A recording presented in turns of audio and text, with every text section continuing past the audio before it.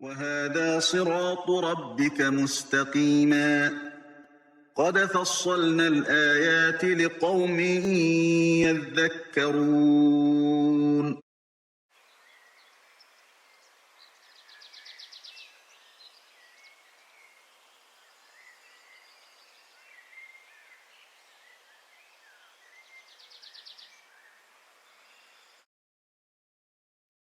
إن الحمد لله نحمده ونستعينه ونستغفره ونعوذ بالله من شرور أنفسنا ومن سيئات أعمالنا من يهده الله فلا مضل له ومن يضلل فلا هادي له وأشهد أن محمدا عبده ورسوله صلى الله عليه وسلم.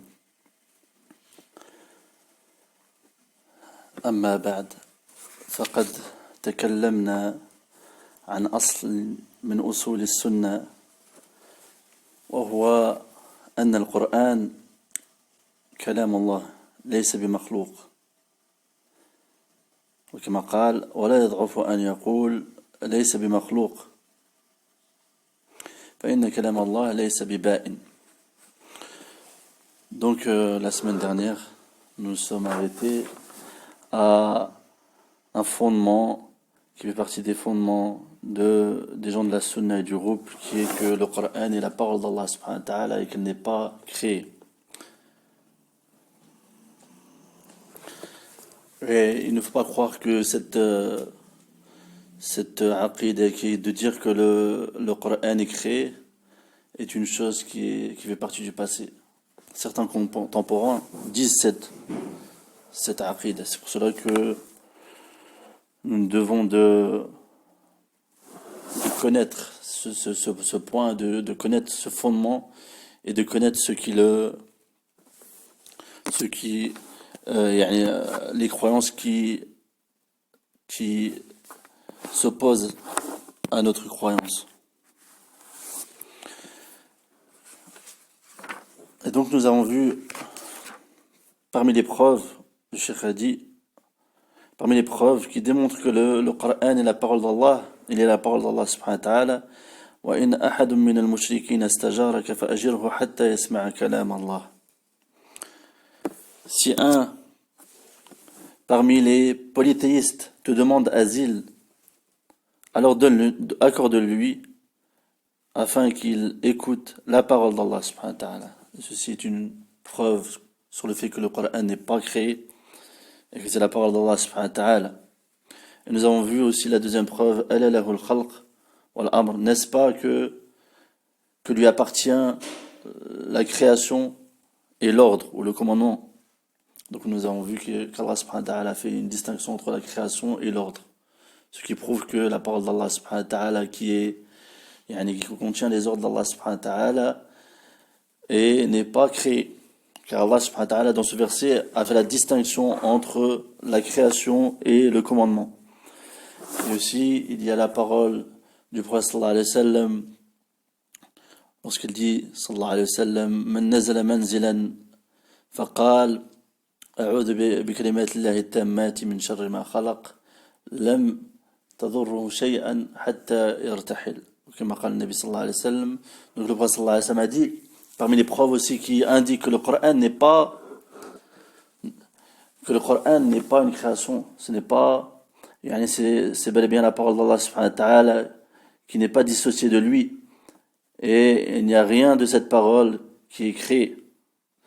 Il y a la parole du prophète sallallahu alayhi wa sallam qui est très connue: quiconque arrive dans un endroit, c'est-à-dire un endroit en safar, un endroit, et dit a'udhu bi kalimati llahi tammati min sharri ma khalaq, je recherche refuge ou protection auprès des paroles parfaites d'Allah contre ce qu'il a créé, il n'y a rien qui le touchera, il n'y a aucun mal ou aucun préjudice qui le touchera jusqu'à ce qu'il parte de cet endroit. Donc les savants, ils expliquent que ce hadith est une preuve qui prouve que le Coran n'est pas créé, car dans la aqida des gens des muslimines, celui qui invoque une créature, celui qui recherche refuge auprès d'une créature, a certes associé à Allah subhanahu wa ta'ala. Il a associé à Allah subhanahu wa ta'ala.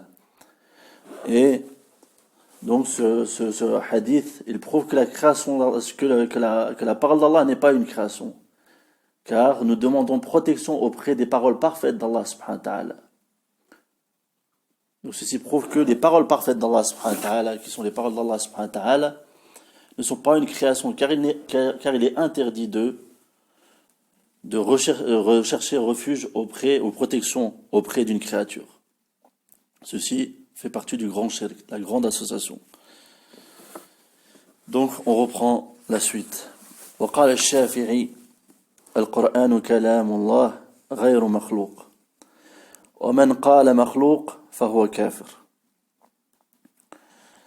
وكذلك أيضا الإمام مالك حبس وضرب حتى أغمي عليه وكان يقال له قل القرآن مخلوق فيأبى ويقول كيف أقول شيئا خلاف ما قال الله عز وجل وقال رسول الله صلى الله عليه وسلم وبذلك أيد الله به السنة ونصر به الحق واستبانت به المحجة بعد أن كادت تندثر فهو إمام أهل السنة بحق. Et l'imam Shafi'i a dit à propos de notre aqida, c'est-à-dire, il dit, le Coran est la parole d'Allah, il n'est pas créé. Et quiconque dit qu'il est créé est certes mécréant. Et donc, il faut savoir que cette croyance qui est de dire que le Coran est makhlouk, est créé, est de la mécréance. Et aussi, l'imam Ahmed a été arrêté, a été emprisonné et fut frappé au point de s'évanouir. Et on lui disait, dis, le Coran est créé. Et il refusait de le dire. Et il disait, comment puis-je dire une chose qui est contraire à ce qu'Allah et son messager a dit? Et par l'intermédiaire de l'imam Ahmed, de sa patience, Allah subhanahu wa ta'ala a secouru la sunna.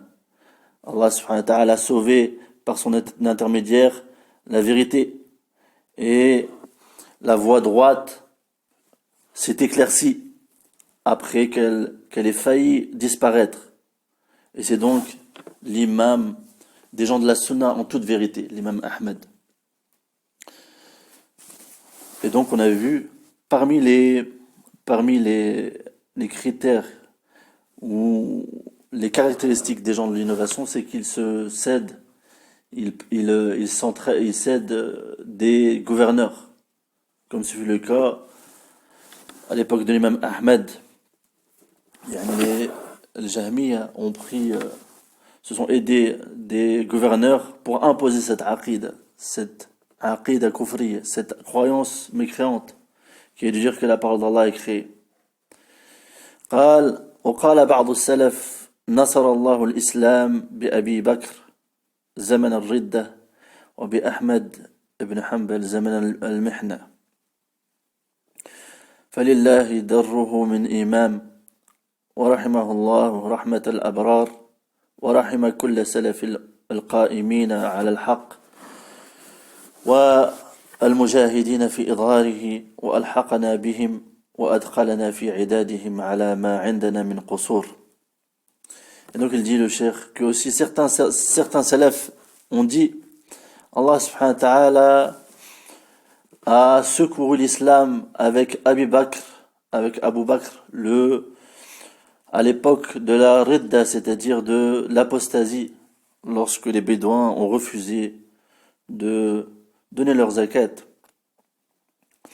Et Allah subhanahu wa ta'ala a secouru l'islam avec Abu Bakr à l'époque de l'apostasie, et il a secouru l'islam avec l'imam Ahmed ibn Hanbal à l'époque de l'épreuve, c'est-à-dire l'épreuve de Khalq al-Qur'an. L'épreuve qui consiste à dire cette mauvaise croyance qui est de dire que le Coran est créé. Et donc il dit quel imam Et il dit qu'Allah lui fasse miséricorde, ainsi qu'à tous ceux qui se sont tenus sur la vérité et ceux qui ont fait des efforts pour faire paraître cette vérité, et qu'il fasse que nous joignions à ceux-ci, et qu'il fasse que nous entrons dans leur rang ou dans leur nombre, même si nous avons quelques manquements. قال والمبتدعة في هذه المسألة ينقسمون إلى 3 أقسام. أولا قوم قالوا القرآن مخلوق كالمعتزلة ومن دخل في عدادهم وتابعهم في هذه البدعة الشنيعة. ثانيا وقوم قالوا لفظنا بالقرآن مخلوق وهؤلاء حكم عليهم السلف بأنهم مبتدعة كما حكموا على من قال القرآن مخلوق بالكفر. وثالثا وقالوا لا نقول مخلوق ولا غير مخلوق وهؤلاء هم الواقفة وهم شر من الذين قالوا القرآن مخلوق. لماذا؟ لأنهم شكوا في دينهم. Et donc, il dit que les innovateurs dans cette mas'ala qui est de dire que le Coran est créé, il se divise en 3 parties. La première partie, ce sont ceux qui ont dit le Coran est makhlouq, le Coran est créé, comme les Mu'tazila et tous ceux qui entrent dans leur rang ou dans leur nombre et qui les suivent dans cette immonde innovation. Et donc on a vu que cette croyance est de la mécréance. Deuxièmement, ceux qui ont dit notre prononciation du Coran est créée. Et donc il dit le Cheikh Al-Najmi que ces gens-là, les plus prédécesseurs, ils ont statué que ce sont des innovateurs. De la même manière qu'ils ont statué sur celui qui dit que le Coran est makhlouq et créé, ils ont statué qu'il était mécréant. Et troisièmement, il y a ceux qui disent nous ne disons pas que le Coran est créé et nous ne disons pas qu'il n'est pas créé. Et ces personnes-là, les savants les appellent al-waqifa, c'est-à-dire ceux qui s'abstiennent, ceux qui n'ont pas d'avis, qui s'abstiennent. Et ils disent, donc le cheikh il dit qu'ils sont pires que ceux qui ont dit que le Coran est créé. Ils sont pires. Pourquoi? Parce qu'ils doutent, ils ont des doutes dans leur religion. Alors que nous, les gens de la sunna, on sait que la croyance c'est quelque chose qui se noue dans le cœur. Et il n'y a pas de place pour le doute. Donc pour nous, le Coran est la parole d'Allah et elle n'est pas créée. Il n'est pas créé.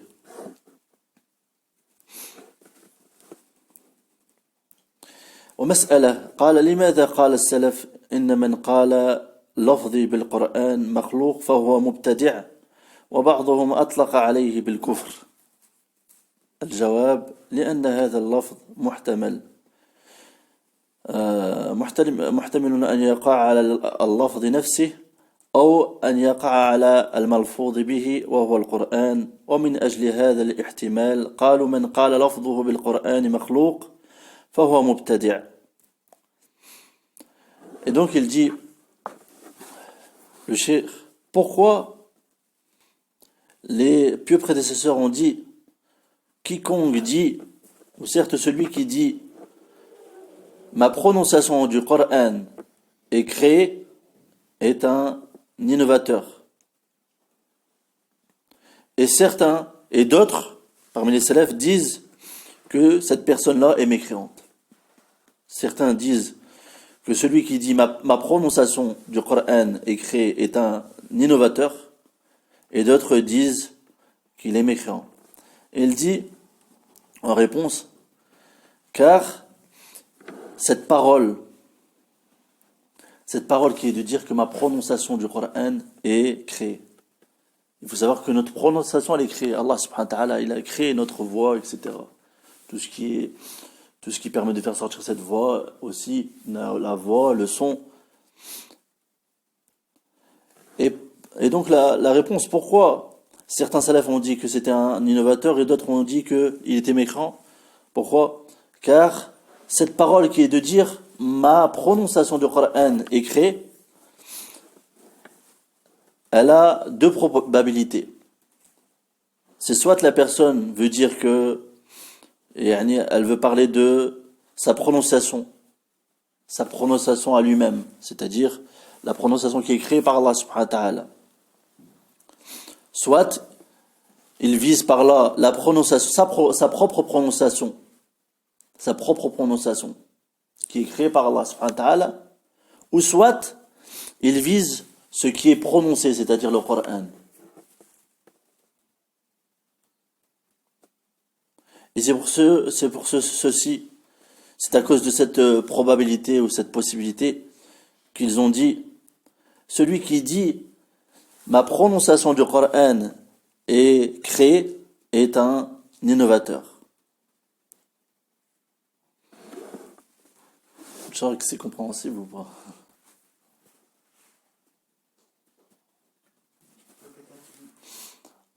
En fait, la personne qui dit ma prononciation du Coran est créée, ma prononciation du Coran est créée, en fait, quand tu dis cette parole-là, en fait, il y a deux possibilités. Soit tu vises par là la prononciation qu'Allah subhanahu wa ta'ala a créée en toi. Cette prononciation, exemple là, je prononce des mots, Allah subhanahu wa ta'ala, il a créé cette prononciation, c'est Allah subhanahu wa ta'ala, c'est une création. Voilà, le fait de prononcer. Le fait de prononcer, voilà. Il y a deux possibilités. Soit la personne, elle veut dire elle vise par là cette création qu'Allah a créée, c'est-à-dire la profération des paroles. Soit il vise par là que le Coran est créé. En fait, il y a une ambiguïté. Et c'est pour ça que les gens qui disent ma prononciation du Coran est créée, les salafs, ils statuaient sur eux qu'ils étaient innovateurs.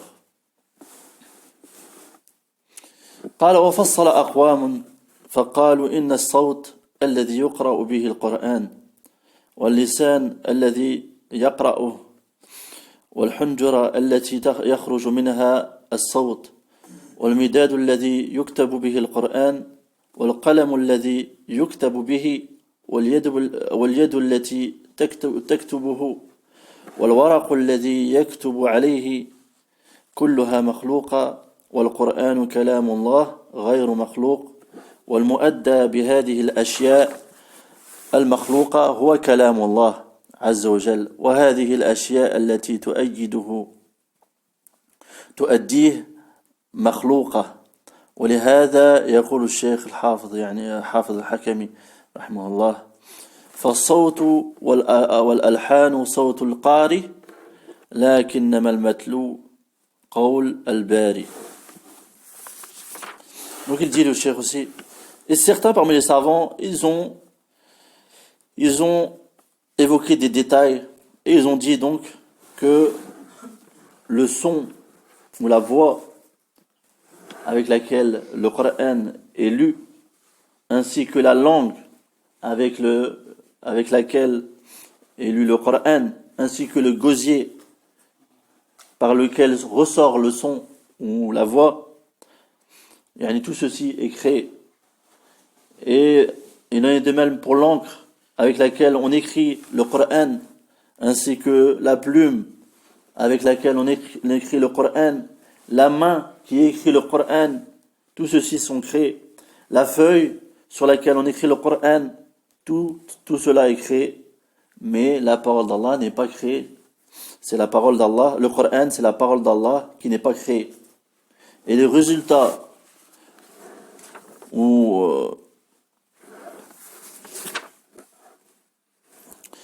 les résultats de toutes ces choses-là, qui sont créées, les résultats de cette voix ou l'aboutissement de cette voix ou de cette main qui écrit le Coran, etc., il en résulte la parole d'Allah subhanahu wa ta'ala, qui n'est pas créée. Et donc ces choses qui permettent d'aboutir à la parole d'Allah sont créées, tandis que la parole d'Allah n'est pas créée. Et c'est pour cela que le Cheikh al-Hafid, Hafid al-Hakami, il dit dans 2 vers, en effet, la voix ou le son, ainsi que le ton, sont la voix du lecteur du Coran. Cependant, ce qui est récité, c'est la parole de l'Bari, c'est-à-dire Allah subhanahu wa ta'ala. وممن ذكر هذه المسألة وألف فيها بل هو أول من ألف فيها كتابا الإمام البخاري رحمه الله حيث ألف كتابه خلق أفعال العباد خلق أفعال العباد فاعلموا هذا جيدا ولا يلتبس عليكم الأمر ومما يستدل به على ذلك حديث أبي موسى رضي الله عنه أن النبي صلى الله عليه وسلم مر به وهو يصلي ويقرأ القرآن فقال لقد أوتي هذا مزمارا من مزامير آل داود وفي رواية لو علمت أنك تسمعني لحبرته لك تحبيرا. Et donc le cheikh, et il dit que parmi ceux qui ont écrit des ouvrages à propos de ceci, du fait que le Coran est la parole d'Allah subhanahu wa ta'ala,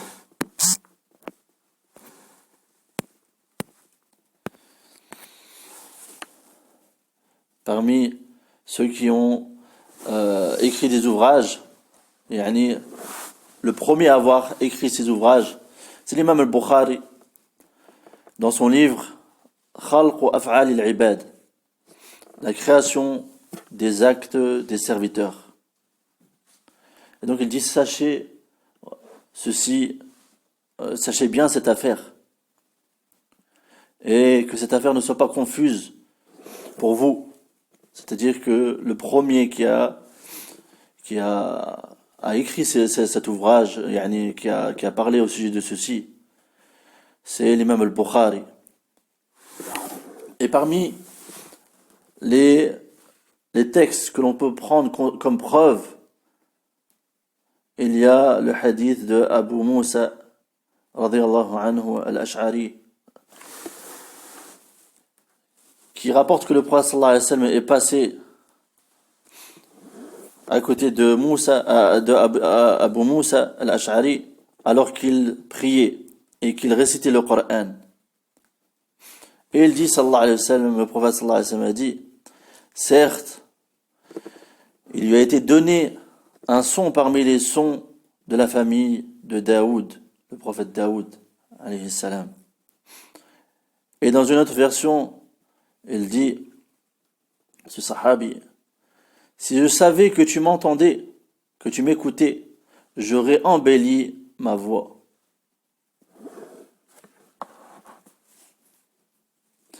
إذن فكون الصوت يختلف من شخص إلى شخص والكتابة من شخص إلى شخص وما إلى ذلك هذا كله يؤيد قول من قال فيما سبق أن الصوت الذي يقرأ به القرآن مخلوق والقرآن غير مخلوق.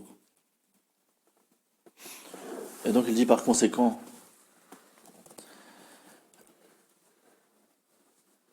le fait que la voix diverge d'une personne à une autre, et ainsi que l'écriture, elle diverge d'une personne à une autre, etc. Il dit que tout cela vient soutenir la parole de ceux qui ont dit que la voix avec laquelle le Coran est récité est créée, tandis que le Coran n'est pas créé.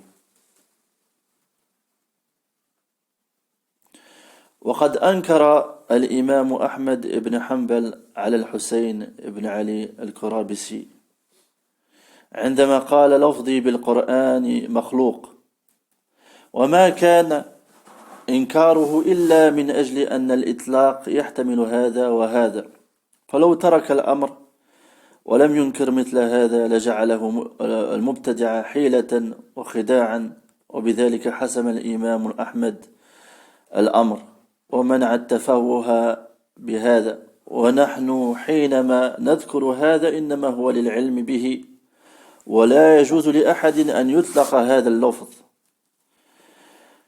اللفظ فيقول لفظي بالقرآن مخلوق، ومن فعله فهو مبتدع وعليه أن يتوب إلى الله عز وجل.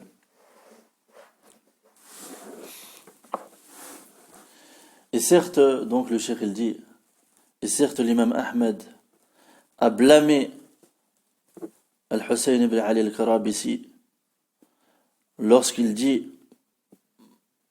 ma prononciation du Coran est créée.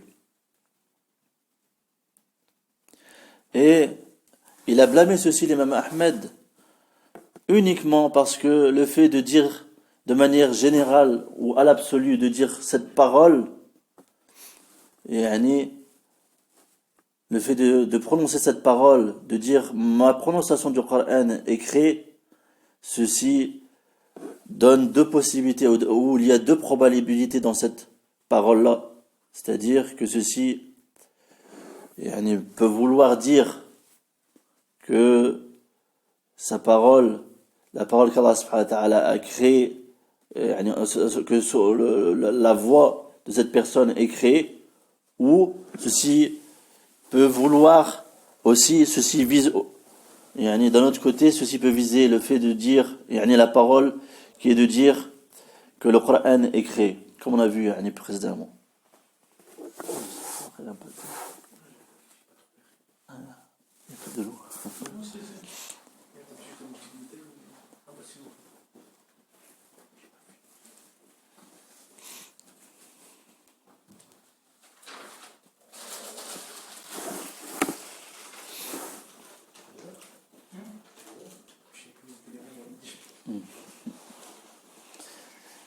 Et donc il dit le cheikh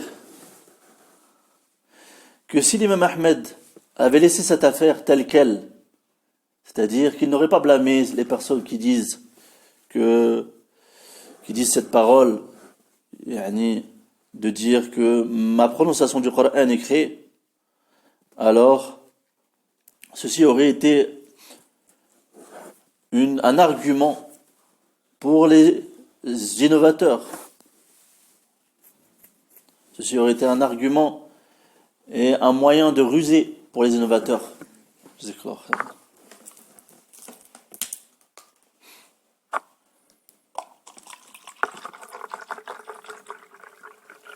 C'est clair.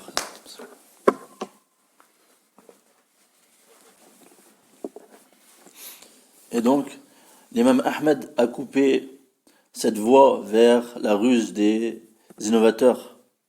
Il a empêché de proférer cette parole, qui est de dire ma prononciation du Coran est créée. Et il dit le cheikh que nous, lorsque nous évoquons ceci, nous l'évoquons pour connaître ceci.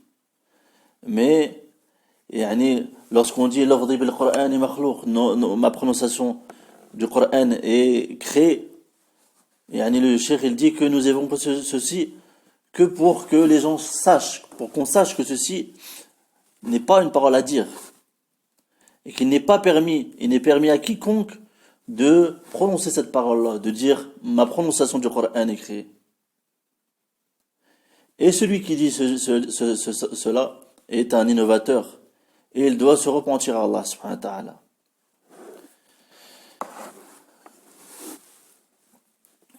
وللفائدة أذكر الأثر قال سألت أبا عبد الله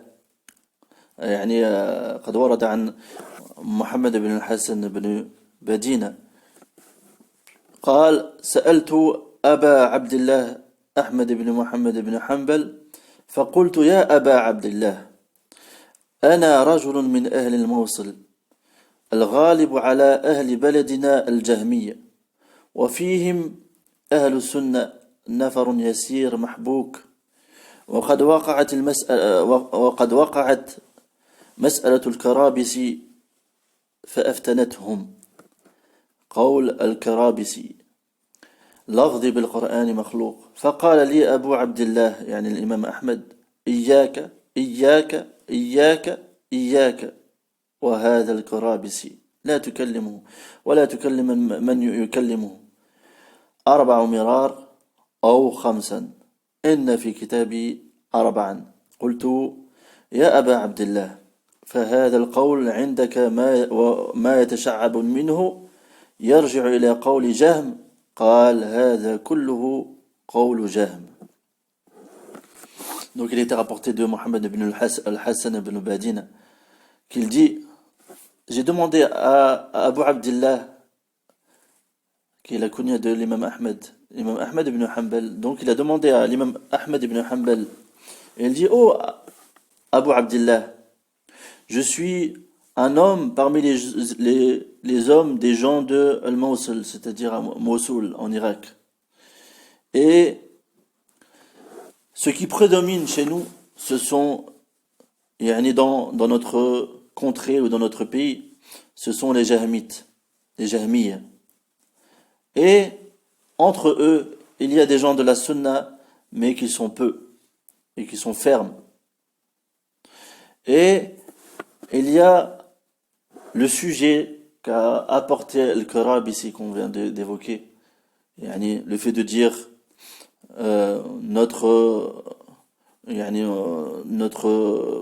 ma prononciation du Coran est créée. Elle dit que ce sujet est apparu et il a éprouvé ces gens de la Sunna. Et elle dit: l'imam Ahmed Abu Abdillah m'a dit: prends garde, prends garde, prends garde, prends garde contre ce Karabisi. Ne lui parle pas et ne parle pas à celui qui lui parle. Il dit cela 3 fois ou 4 fois. On voit que ceci fait partie des fondements des prédécesseurs, de mettre en garde contre celui qui diverge des fondements de la Sunna, des fondements de la Aqida.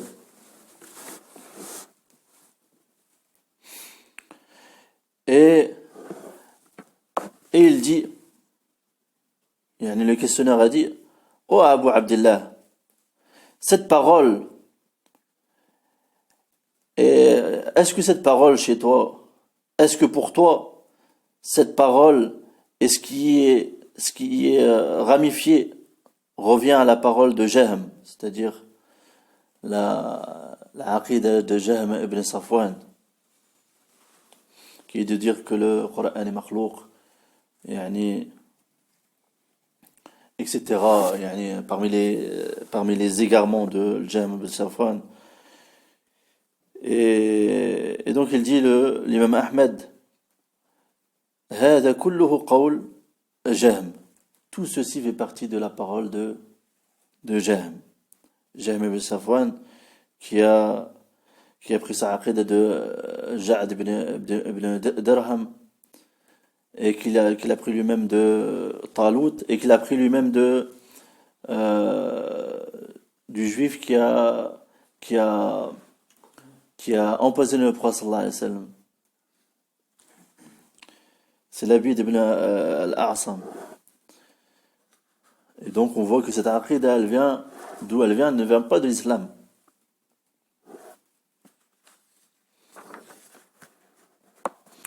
Donc on passe au fondement suivant. Al-imanu bi ru'yatillahi fil akhirah. قال الإمام أحمد: والإيمان بالرؤية يوم القيامة كما روي عن النبي صلى الله عليه وسلم من الأحاديث الصحاح.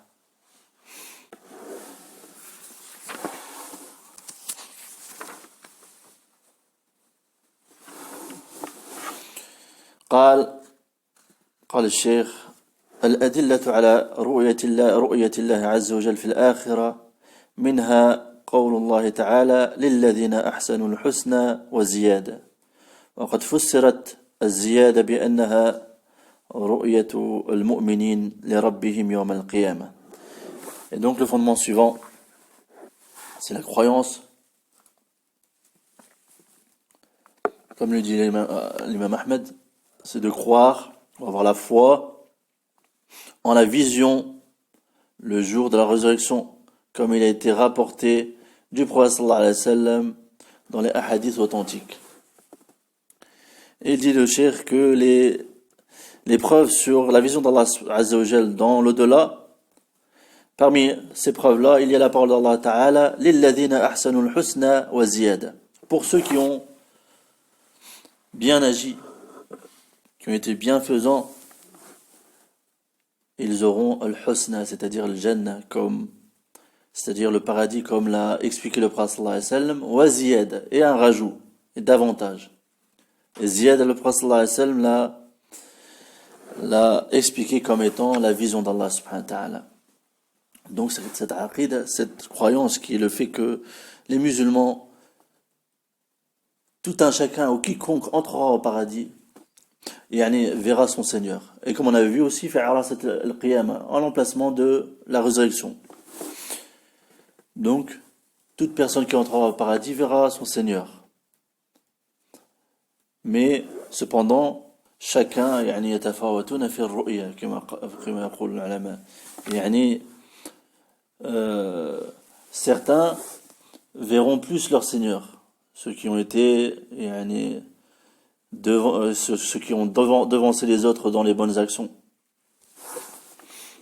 Mais quiconque entre au paradis verra son Seigneur. Ceci fait partie des fondements de la sunna, de la croyance des gens de la sunna. Donc ils vont voir leur Seigneur yawm al-qiyamah. كما في حديث صهيب رضي الله عنه ومنها قوله سبحانه وتعالى وجوه يومئذ ناظرة إلى ربها ناظرة وقوله صلى الله عليه وسلم في الحديث الصحيح إنكم سترون ربكم يوم القيامة كما ترون هذا القمر لا تضامون في رؤيته. وأحاديث أخرى قد وردت في الموضوع يمكن أن تكون من المتواتر معنى وهي تفيد كلها رؤية المؤمنين لربهم يوم القيامة كما يرون القمر ليلة البدر صحوا بدون سحاب وكما يرون الشمس في الظهيرة صحوا بدون سحاب وهذا تشبيه للرؤية بالرؤية لا للمرء بالمرء فالشمس والقمر مخلوقات من خلق الله وإنما ذلك تمثيل للرؤية بالرؤية لكي تكون معقولة.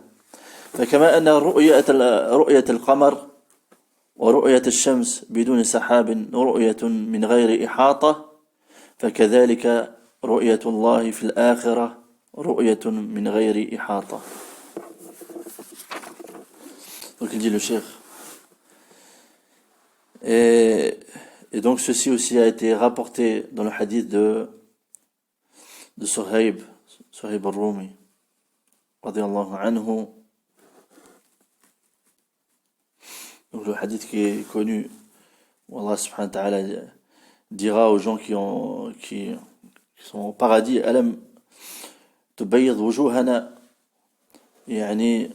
n'as-tu pas إذا دخل أهل الجنة الجنة نادى مناد إن لكم عند الله موعدا قالوا ألم يبيض وجوهنا وينجنا من النار ويدخلنا الجنة قالوا بلى فيكشف الحجاب قال فوالله ما أعطاهم شيئا أحب إليهم من النظر إليه. والحديث صححه الألباني. Donc le hadith qui est connu, Allah subhanahu wa ta'ala va leur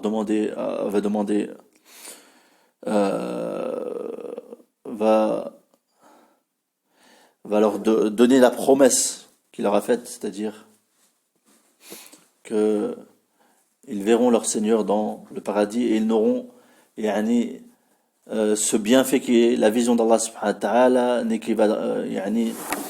n'aura pas d'équivalent. Donc Allah subhanahu wa ta'ala découvrira le voile et il n'y a rien de meilleur qui leur aura été donné, qui leur sera donné que la vision d'Allah subhanahu wa ta'ala. Et aussi il y a la parole d'Allah azza wa jal subhanahu wa ta'ala, des visages ce jour-là seront resplendissants et ils regarderont leur Seigneur. Et aussi il y a la parole du prophète sallallahu alayhi wa sallam dans le hadith authentique. Certes, vous allez voir votre Seigneur le jour de la résurrection, comme vous voyez cette lune. Vous ne trouverez point de gêne à sa vision. Et aussi d'autres hadiths qui ont été rapportés à ce sujet. Et il est possible même que ces hadiths soient considérés comme récurrents dans leur sens. Et tous ces hadiths prouvent que les croyants verront leur Seigneur le jour de la résurrection comme ils voient la lune le jour de la pleine lune, la nuit de la pleine lune, de manière claire et nette, sans nuages. Et aussi comme ils voient le soleil en plein zénith, sans nuages. Et donc le cheikh il dit que ceci en fait le prophète sallallahu alayhi wa sallam dans ce hadith il évoque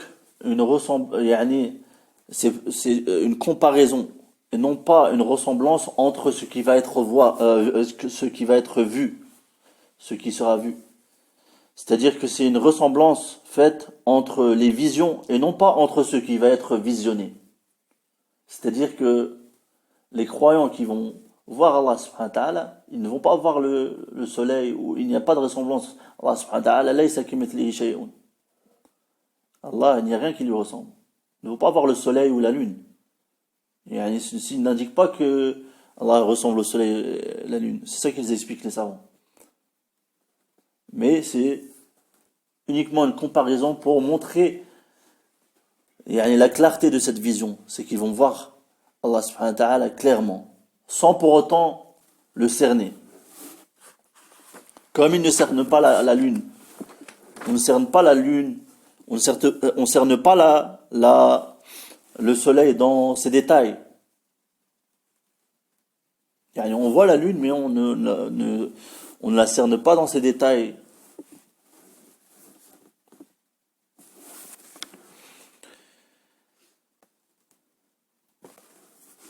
Voilà, donc on passe au point suivant. J'espère que c'est compris, Inch'Allah. C'est compris?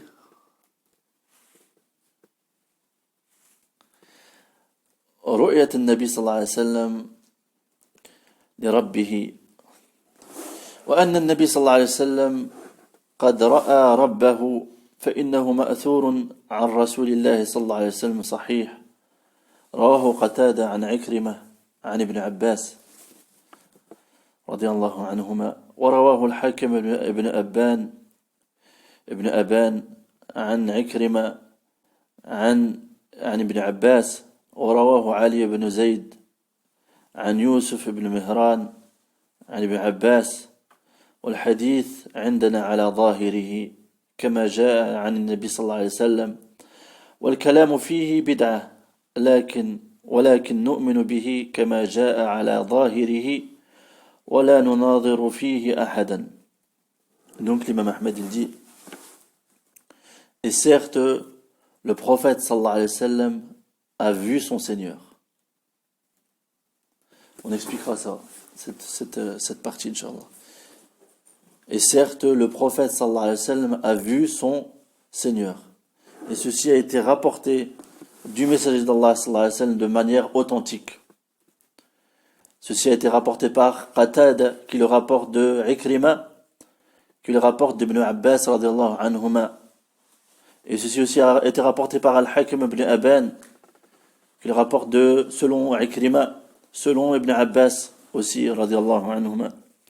Et aussi ceci a été rapporté par Ali ibn Zayd, selon Youssef ibn Mihran, selon Ibn Abbas, radiallahu anhuma. Et il dit aussi, l'imam Ahmed, que le hadith est pour nous dans son sens apparent. C'est-à-dire qu'on le prend dans son sens apparent comme il est venu du prophète sallallahu alayhi wa sallam. Et le fait de parler à ce sujet ou de polémiquer à ce sujet est une innovation. Cependant, nous croyons en celui-ci, en ce hadith, comme il a été rapporté dans son sens apparent. Et nous ne polémiquons pas, nous ne polémiquons avec personne au sujet de ce hadith. Donc on va expliquer, le cheikh va expliquer, Inch'Allah. قلت رؤية النبي صلى الله عليه وسلم لربه في الدنيا فيها أحاديث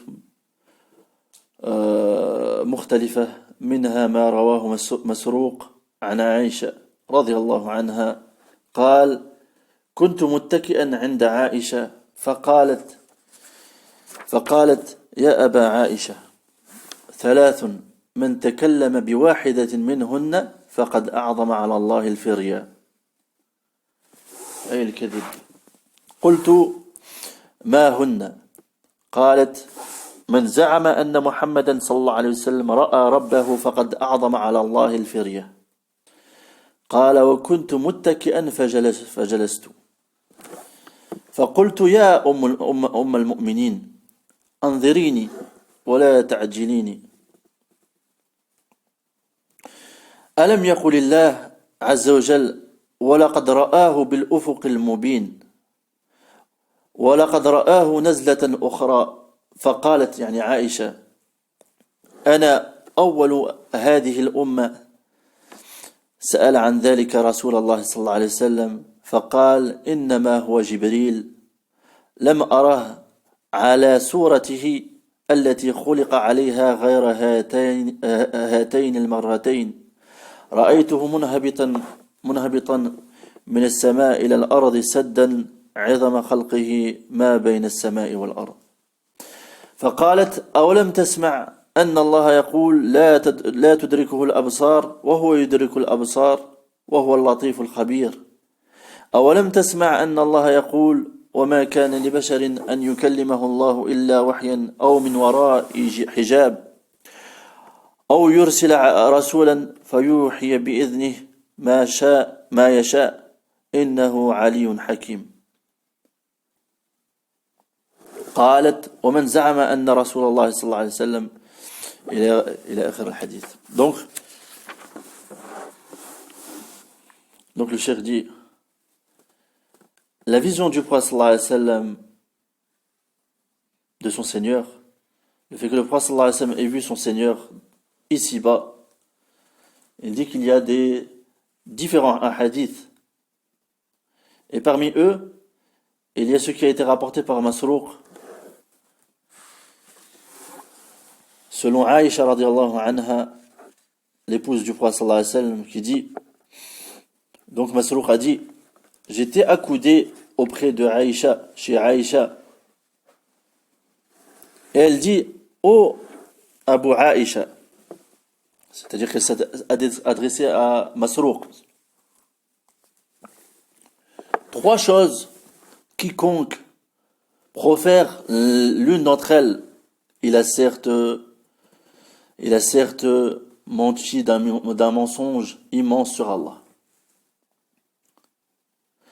Et Masrouq dit, je dis, quelles sont-elles? Elle répondit, Aïcha, quiconque prétend que Mohammed sallallahu alayhi wa sallam a vu son Seigneur a certes proféré un mensonge immense sur Allah.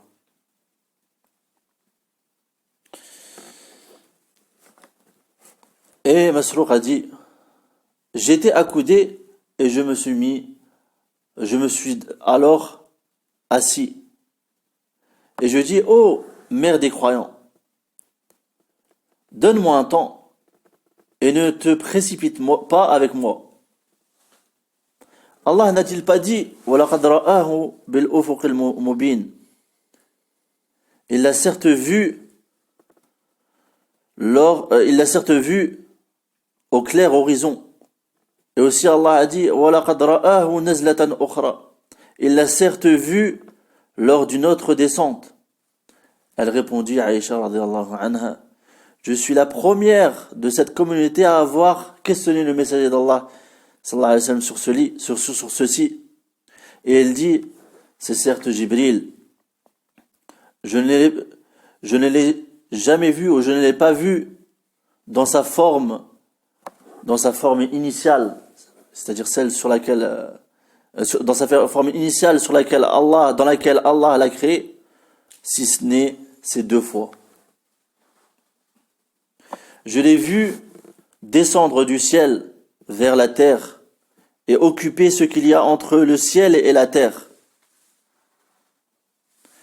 Et elle dit, n'as-tu pas entendu la parole d'Allah?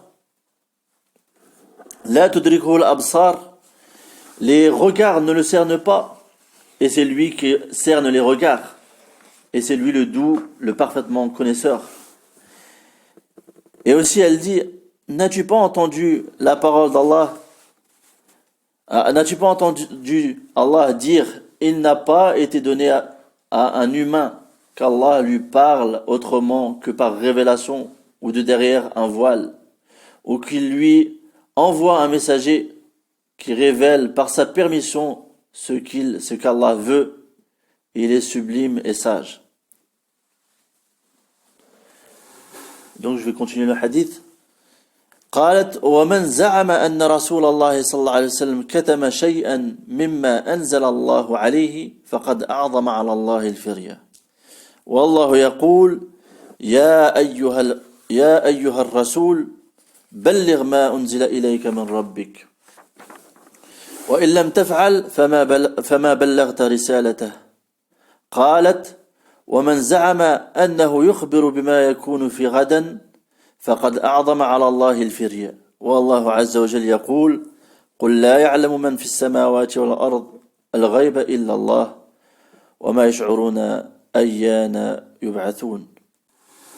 Et donc dans la suite du hadith, elle dit, et quiconque prétend que le messager d'Allah sallallahu alayhi wa sallam a caché une chose dont Allah a révélé sur lui, il a certes commis un mensonge, il a certes proféré un mensonge immense sur Allah. Et Allah a dit, ô messager, transmets ce qui t'a été descendu de la part de ton Seigneur. Si tu ne le faisais pas, alors tu n'aurais pas communiqué son message. Et elle dit, donc la troisième chose, et quiconque prétend que le prophète sallallahu alayhi wa sallam informe de ce qui se passera le lendemain, alors il a certes proféré un immense mensonge à l'encontre d'Allah. Allah Azza wa Jal dit, nul de ceux qui sont dans les cieux et sur la terre ne connaît l'inconnaissable à part Allah, et ils ne savent pas quand ils seront ressuscités. وفي حديث أبي ذر رضي الله عنه أنه سأل النبي صلى الله عليه وسلم هل رأيت ربك؟ قال نور أنا أراه وفي رواية نور إني أراه وفي رواية رأيت نورا وفي هذين الحديثين دليل لمن قال بعدم الرؤيا من النبي صلى الله عليه وسلم لربه ليلة الإسراء. Et dans le hadith de Abu Dharr radiyallahu anhu, il a questionné le prophète sallallahu alayhi wa sallam en ces termes: est-ce que tu as vu ton Seigneur? Et le prophète sallallahu alayhi wa sallam a dit: une lumière, comment aurais-je pu le voir? Et dans une autre version, il dit Ra'aytu nuran, j'ai vu une lumière. Et donc les savants ils disent que c'est le voile d'Allah Azza wa Jal. c'est le voile d'Allah subhanahu wa ta'ala, comme on a vu dans le hadith. Hijabuhu an-nur, son voile est lumière. Hijabuhu an-nur, ou an-nur. لو كشفه لأحرقت سبحات وجهه ما انتهى إليه بصره من خلقه. Donc le prophète sallallahu alayhi wa sallam a dit,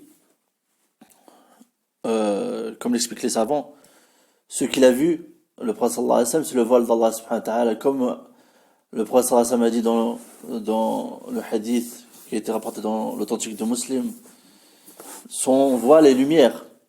S'il le découvrait, tout ce que sa vue, tout ce que sa vue atteint aurait été consumé, brûlé.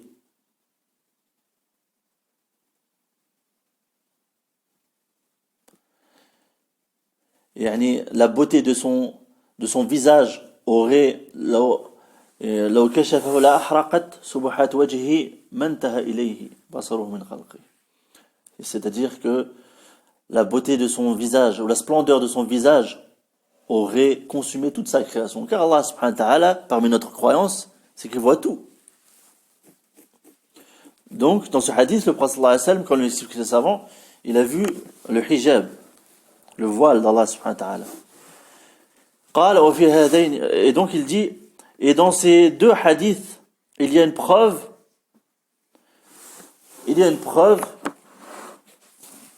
pour ceux qui ont dit que le prophète sallallahu alayhi wa sallam n'a pas vu son Seigneur le jour de la nuit de l'ascension. أما ما أخرجه الترمذي من طريق مجالد عن الشعبي قال لقي ابن عباس كعبا بعرفة فسأله عن شيء فكبر حتى جاوبته الجبال فقال ابن عباس إن بنو هاشم فقال كعب إن الله قسم رؤيته وكلامه بين محمد وموسى فكلم موسى مرتين ورآه محمد مرتين فهو موقوف على ابن عباس وقد ورد في بعض رواياته أنه رآه بفؤاده.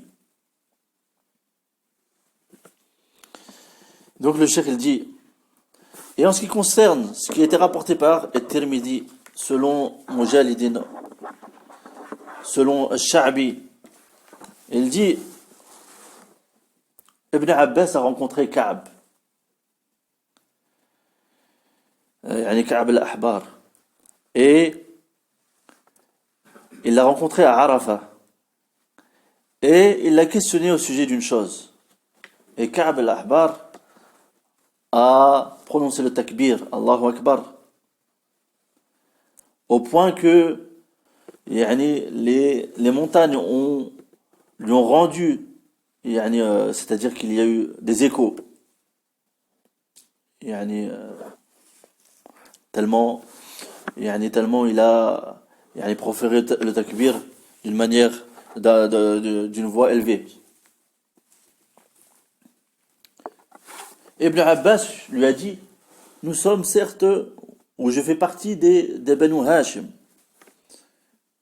C'est-à-dire que c'est qui fait partie des Banu Hashim, c'est-à-dire que ce sont des gens qui ont de la science. Si ils questionnent sur une chose comme ça, ceci émane d'une science de leur part, de la part de Ibn Abbas. Il n'a pas dit ceci de manière futile. Et puis Ka'b a réfléchi et a dit, certes Allah a partagé sa vision et sa parole entre deux personnes. C'est-à-dire qu'il a donné sa vision et sa parole entre deux personnes, entre Mohammed et Moussa. Il a parlé à Moussa 2 fois et Mohammed l'a vu 2 fois. Et il dit que ce hadith est mawqouf, c'est-à-dire qu'il s'arrête au sahabi. Ceci fait partie de la parole du sahabi. Ceci fait partie des paroles d'Ibn Abbas. Et il a aussi été rapporté dans certaines versions qu'il dit Yani que Ibn Abbas a dit Ra'ahu bifu'adihi. Il l'a vu avec son cœur. Il l'a vu avec son cœur. C'est-à-dire qu'il a vu Allah avec son cœur. قال وفي فتاوى donc on a presque fini ce point. وفي فتاوى شيخ الإسلام بن تيمية رحمه الله قوله وأما الرؤيا فقد ثبت عن ابن عباس رأى محمد ربه بفؤاده مرتين وأنكرت عائشة الرؤيا فمن الناس من جمع بينهما فقال أنكرت عائشة رؤية العين وأثبت ابن عباس رؤية الفؤاد فلا تعارض وأما الألفاظ الثابتة عن ابن عباس هي مطلقة أو مقيدة بالفؤاد تارة يقول رأى محمد ربه وتارة يقول رآه محمد ولم يثبت لفظ صريح أنه رآه بعينه.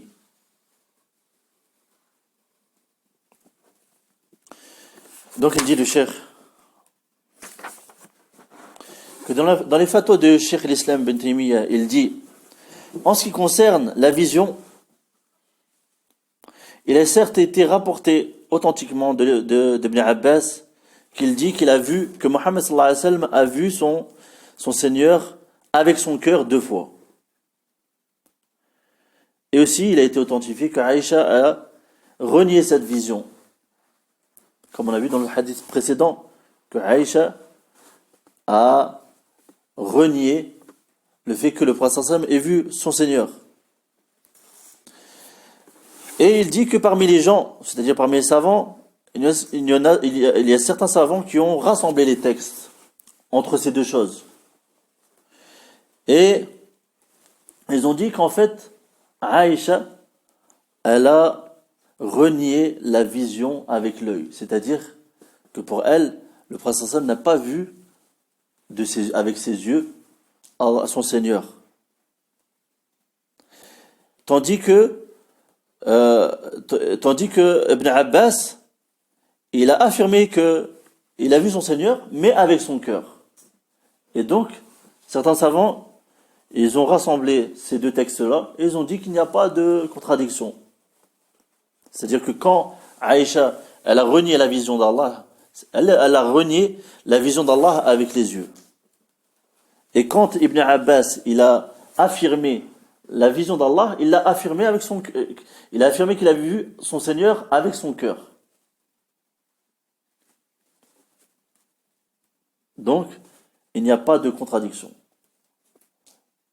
C'est la parole de Cheikh Rabia aussi.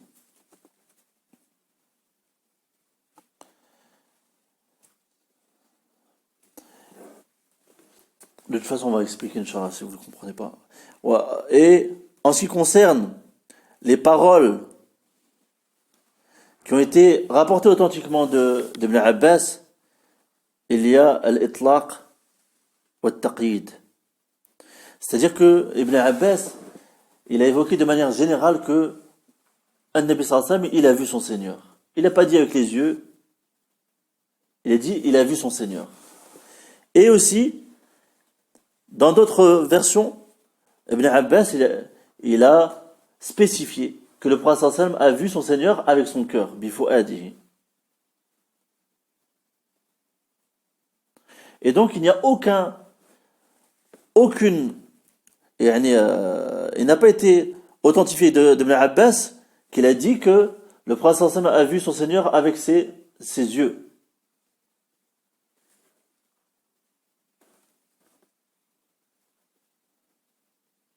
Donc nous on ne dit pas qu'il l'a vu avec ses yeux. Donc, selon cette,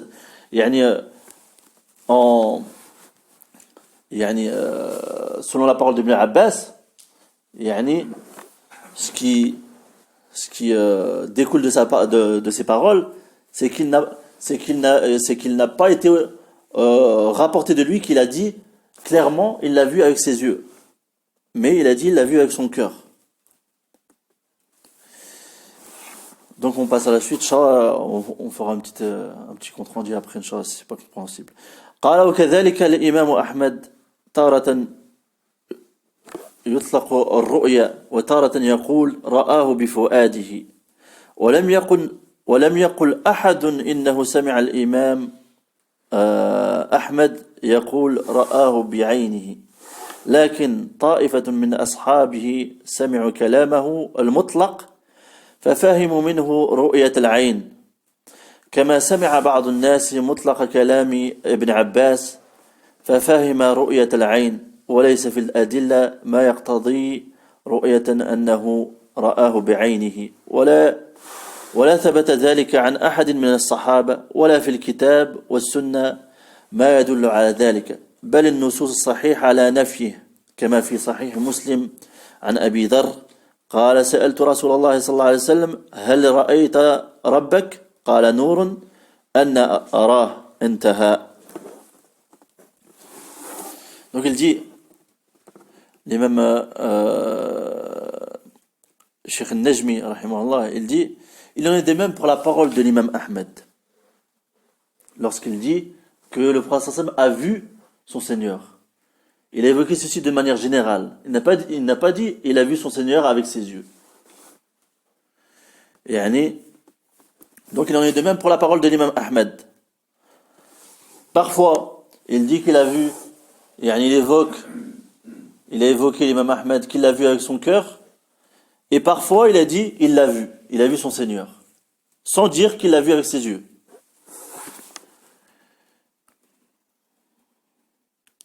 Et il n'y a personne qui a dit, il n'a été rapporté par personne qu'il a entendu l'imam Ahmed dire qu'il a vu son Seigneur avec ses yeux.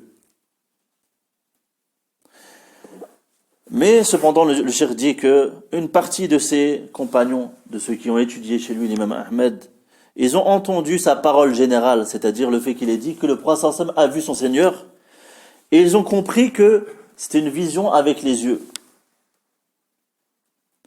Et il en est de même pour ceux qui ont entendu la parole d'Ibn Abbas, la parole d'Ibn Abbas qui a évoqué que le prophète sallallahu alayhi wa sallam a vu son Seigneur de manière générale, sans spécifier est-ce que c'est avec les yeux ou est-ce que c'est avec le cœur. Il en est de même pour eux qui ont pensé que cette vision se faisait avec l'œil, c'est faite avec l'œil. Mais il dit le cheikh qu'il n'y a aucune preuve qui montre que le prophète sallallahu alayhi wa sallam a vu son Seigneur avec ses yeux. Et ceci n'a été affirmé chez aucun des sahaba. Ni dans le livre, ni dans la sunna. Ceci n'est indiqué ni dans le livre, ni dans la sunna. Et ceci n'a été évoqué par aucun des sahaba. Et il dit plutôt que les textes authentiques indiquent que ceci n'est pas, ceci est infirmé, c'est-à-dire que le prophète sallallahu alayhi wa sallam n'a pas vu son Seigneur avec ses yeux. Comme il a été authentifié comme il a été rapporté dans l'authentique de Muslim, selon Abu Dhar, qui dit, j'ai questionné le messager d'Allah sallallahu alayhi wa sallam en ces termes, est-ce que tu as vu ton Seigneur? Il dit, une lumière, comment puis-je le voir? Comment pourrais-je le voir? Et donc, on va venir par ça. قلت معنى نور أن أراه أي كيف أراه وهي كلمة استبعاد يعني أن النور حال دون رؤيته ومن أجل ذلك حصل الخلاف في رؤية النبي صلى الله عليه وسلم لربه ليلة الإسراء وبالله التوفيق. Et donc le cheikh il dit enfin, cheikh al-Najmi, le sens de dire, le sens de la parole du prophète sallallahu alayhi wa sallam, Nurun anna arah, une lumière, comment puis-je le voir? Comment aurais-je pu le voir? Il dit que c'est une parole qui marque une exclusion, qui marque le fait que la vision ait été exclue. Il n'a pas vu. C'est-à-dire que la lumière s'est interposée entre lui et la vision d'Allah Azza wa Jal.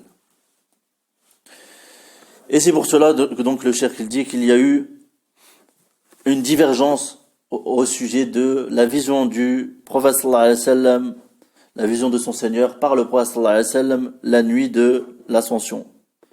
Et Allah accorde la réussite. Donc, les dernières choses, les savants, ils expliquent que ceci c'est une mas'ala juz'iyya, c'est une chose, un sujet qui est partiel. Mais l'asl dans la aqida, le fondement même sur lequel tous les sahaba étaient mujmi'oun, étaient d'accord, étaient unanimes, c'est sur le fait que les croyants vont voir leur Seigneur yawm al-qiyamah. Et le fait que il nous est pas permis de dire qu'il y a eu une divergence entre les sahaba dans la aqida. Ceci est la parole qui émane des innovateurs. Et donc, comme on a vu, certains savants, ils ont rassemblé les textes. Ils ont dit, Aïcha, lorsqu'elle dit que le prophète sallallahu alayhi wa sallam, il n'a pas vu son Seigneur, c'est-à-dire qu'il l'a pas vu avec ses yeux. Et lorsque Ibn Abbas dit, il l'a vu avec son cœur, nous, on affirme qu'il l'a vu avec son cœur, mais qu'il l'a pas vu avec ses yeux. Subhanakallah wa bihamdik, ashhadu an la ilaha illa anta, astaghfiruka wa atubu ilayk.